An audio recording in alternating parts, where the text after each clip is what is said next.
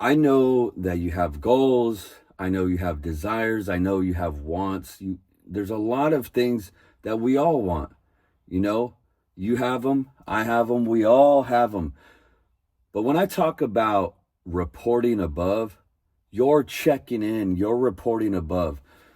One of the reasons why people never, this is one of the reasons, and it's a huge, massive reason why people don't really achieve what they ever wanted to. There's so many different reasons, but this one right here is so key. All those desires, everything that you want, those must-haves, you'll never get them until you surrender. When you report above in the morning, you have to also check in your things. You have to check in your wants. You have to check in your business. You have to check in your ego. You have to check in everything that is concerned with you and your wants, including even your family. I know it sounds crazy. For any of you guys who are new or have never heard any of these teachings, it's a spiritual teaching. So I've been doing this for a long time. The first time I ever reported in, which I'm talking about reporting above, most people report to a job, they report to their kids, but I'm like, the most important thing that you got to report to is you got to report above, because that, God in many forms, in many ways, is guiding all of us to do certain things. The question is that we still have our willpower.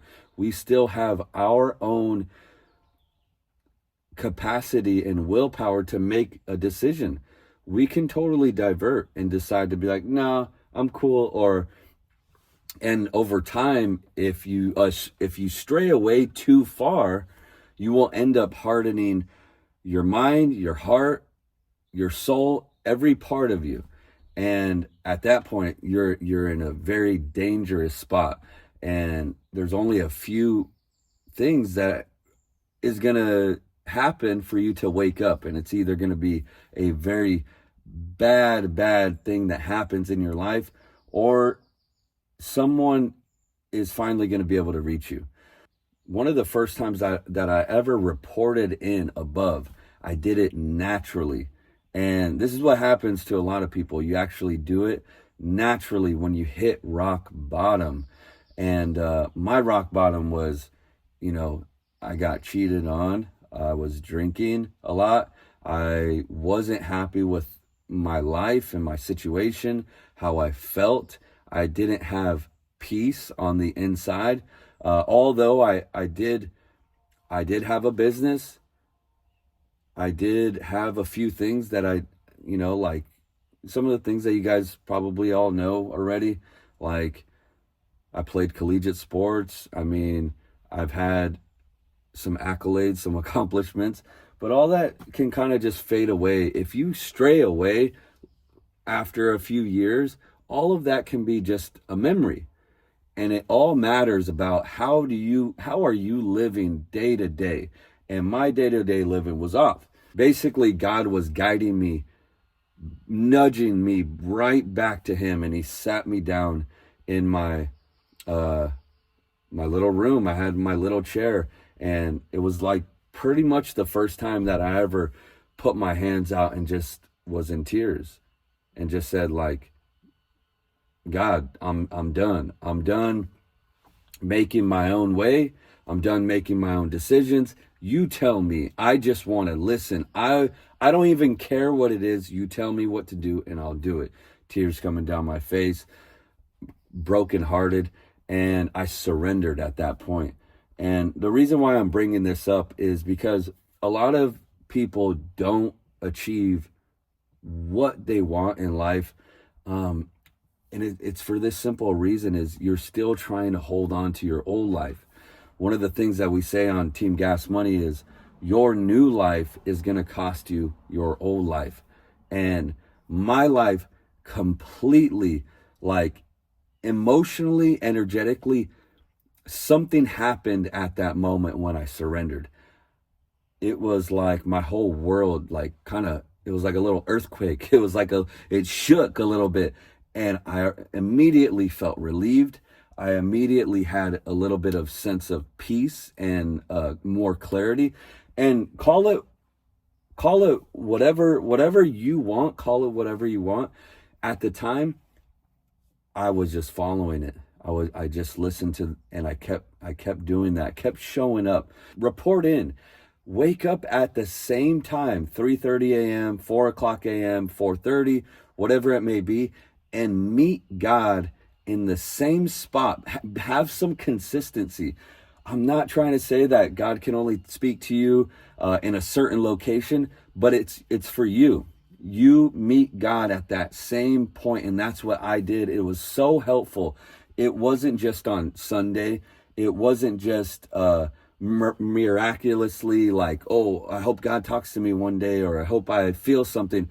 No, I kept showing up every single day. It was like repetitive, and every day I would.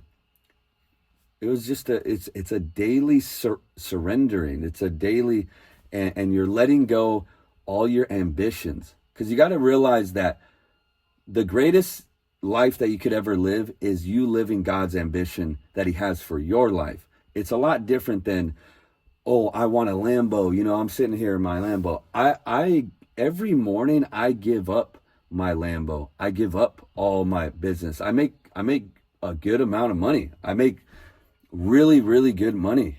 I have a lot of things in my life. But the thing is, do you own things, or do those things own you? I own things, so I can completely disassociate from everything that I have in my life. But why can I do that? It's because I woke up every single day for the past 5 years or so, whatever it may be, every single day, reporting above, sitting in my chair and giving off all of my necessities, all my wants, because in all reality, that first time that I did it, I was complete. I was completely complete. I had peace. I had joy. Everything was vanished. And it's the scripture that I read. It's my favorite one. I think so. I think it was my favorite one because of what it did for me in my life.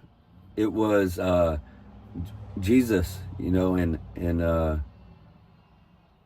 he said, all you who are like weary and heavy burdened, come to me. Like, place your worries and place everything on me. My yoke is easy. Like, I will carry all your burdens. And that's in Matthew. Wow. Everything that I was looking for, I found it in that scripture right there. It came alive. And that's something that I realized was that book right there. It comes alive if you let it open up and you let it breathe. If you put your pain and really associate those words with your life, and you really genuinely let it speak to you, it will come. And it's not the words, it's God. God is speaking to you. That's the thing. It's like it comes alive, like God comes alive through those words. And so at the time, I didn't really wasn't in the Bible like super hardcore. Obviously I was going astray. And what does this all have to do with your life and your goals? It has everything to do with your life and your goals. If life is just about ambitions and checking off boxes and collecting trophies, you missed a massive, massive point of life. It's good to do all those things, but if you need those things, how could I say it? If you're attached to those things, if that is what gives you, if that's like your sustenance, if that's what gives you your life, then you've missed a lot. And that's what I realize, is that as long as I have God, who gave me a lot of peace and joy and happiness and hunger, to be honest with you, I got more hungry. As I surrendered, I got more dialed in. And that was the exciting part, because I was like, wait a minute. I could achieve everything that I ever want to, and God wants me to do it, and I ask God for me to be that vessel and that instrument to use me because I need a job to do. I can do that, and I can pursue God at the same time and have this relationship. And the thing is you just start with wherever you're at. I wasn't, the Bible's huge. If you look at the Bible and you open it up, you're like so confused that literally everything, wherever you start, you're going to be confused. But if you just speak to God at your level with wherever you're at, it's going to be very clear exactly what you need to do. And that's what I'm trying to draw you more back to, is silence the world. If you conform to the world and you listen to the world, emails, business, negative people, TV, Netflix, I'm just using examples. These might not be exactly what you do, but you have to understand the point that I'm making. All of that is just distraction. Eventually, there's such little like pieces that it'll seem harmless, but eventually you get distracted long enough, you will end up on a bad path, and it'll be obvious that you're on a bad path, or you're going to look back 15, 20 years and you're going to be like, what the heck did I do with my life? And that is a scary thought right there. So really take a step back and be like, okay, let's move all those to the side. Let's wake up early. I'm not waking up early to get more stuff done, okay? I'm not waking up early to answer emails. I'm not waking up early to progress my business. That's not why I get up early. I get up early so that I can connect and align with God. I'm going to use this word so I can become more intimate and create a relationship with God. I need to hear God's voice. If I don't hear God's voice, I am lost. If you don't hear God's voice, you are lost. So that morning time is one of the best times to do that. I know you got probably the kids. I know you probably got to rush out the house. Well, get up earlier. Spend time. And I know in the beginning it's probably going to be very, very hard for you to do it, because you're going to sit there. You're going to sit there and you're going to be like, well, what do I say? How do I do this? Listen, like really listen to what I stumbled upon this whole morning process because I had the same questions. It's very frustrating. You sit there and you're like, you either get tired, you get distracted.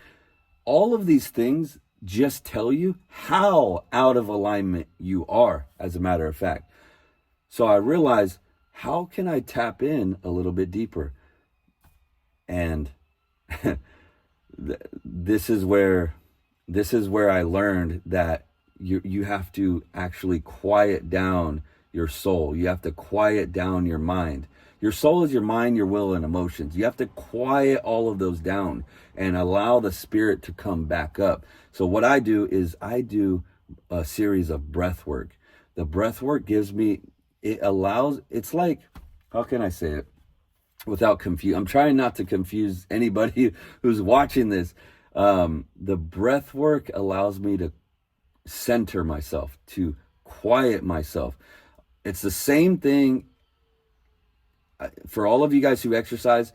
Any of you guys who have ran, let's say like 7 miles, let's say the first 3-4 miles, they are horrible. Like you want to stop, like you're tired. This is maybe you're even talking to yourself negatively, but miles 5 through 7, you got that runner's high. That right there, you dipped in, you sunk into a different place. What happened right there? So that's what I'm looking for. That's what I'm creating obviously I'm not going to go run. I'm not going to do all these burpees in the morning. I'm just going to do a series of breath work, 3 rounds, and it's going to sink me in exactly where I need to be. Once I dip in, then I can start really connecting with God. I don't know if any of that makes sense, but that's what worked for me. And the big message that I want to give today is surrender. Surrender your goals, your wants, your needs. And if you do, you'll actually get more. So a line that we say on my mentorship program, we say, in order to keep it, you got to give it away. In order to keep it, you got to give it away. So give everything that you think you want. You're trying to hoard it all. You're trying to keep it all. By you doing that, that means that you think if you give it away, it's never going to come back to you. That's subconsciously what you're telling yourself, you're telling the world, you're telling people. No. Literally give it all away. Even me giving this video, I'm not concerned with anything. All I got to do is sit back on that chair and get in a deep meditative state and prayer, and I will have all the answers, all the wisdom, the next topic, the next thing, because I know how to tap in. I'm not scared of running out of topics. So we're going to just keep flowing, keep this flowing. Why is that important also? Like, a lot of you have goals, you have things that you want to accomplish, you want to make more money. Tap in. Get close to God before you make any move in life. You want your next big move. You're not sure what you want to do, what business to start, or which route to go. Don't even worry about that. Just get closer to the source, get closer to above. And then the idea, the instruction, the direction is going to be placed right in front of you, and you're going to be like, thank you. And you're just going to look above, and you're just going to be like, thank you, I got it. And then you go out and you run it. And yeah, I hope that makes sense.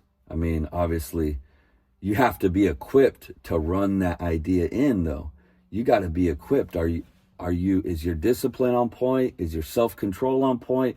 Is your focus on point? Is your physical on point? This is where the other side of, like, hey, if God gives you an idea, are you even capable to execute that idea? I hope you are. You better. And that's where the actual work and the building side of this, it's not just spiritual. There's also, we do live in a physical realm. So you got to be equipped. You got to be ready to do all the homework and do the legwork to get the stuff done. So, all right, guys, I hope that helps. I really do.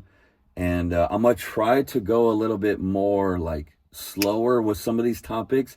That way you can really learn and apply them in your morning process or throughout the day.